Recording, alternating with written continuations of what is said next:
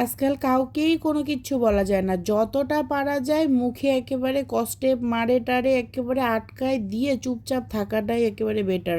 কি আর বলবো বলেন, গতকালকে খালা কয়েকটা কেন বেশ ভালো আলু বেশি কেটে ফেলেছিল, দেখে তারে আমি শুধু বলেছিলাম এতগুলো আলু কাটলেন আপনি, বলে আমি বের হয়ে আসছি রান্নাঘর থেকে।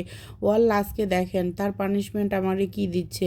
সেই ছুটির দিন দেখে আমি সকাল সকাল অনেক বাজার করে নিয়ে আসছি, কারণ সারা সপ্তাহ হয় না তেমন একটা বাজার, আর ঈদের পর তেমন বাজারই করা হয় নাই, মানে কোনো কিছুই ছিল না। তো টুকটাক বাজার যখন করা হলো, আজ ভাবলাম ছুটির দিন, মানে অনেক কাজ আছে, এই যে থাকেই তো সবারই থাকে না।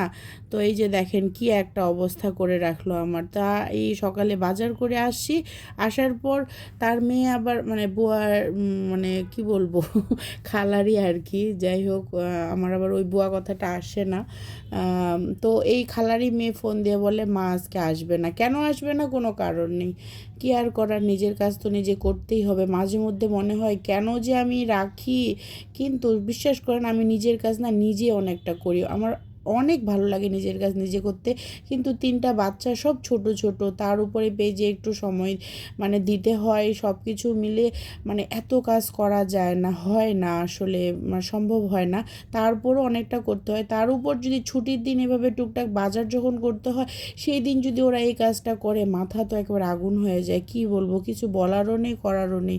তো যাই হোক, এই তো টুকটাক করে মানে রান্না করা হলো, মাংস একটু বেশি করে রান্না করে রাখলাম, যাতে বাচ্চাদের নিয়ে আগামী 2-3 দিন আর ভাবতে না হয়। তো ঠিক আছে, অনেক টায়ার্ড।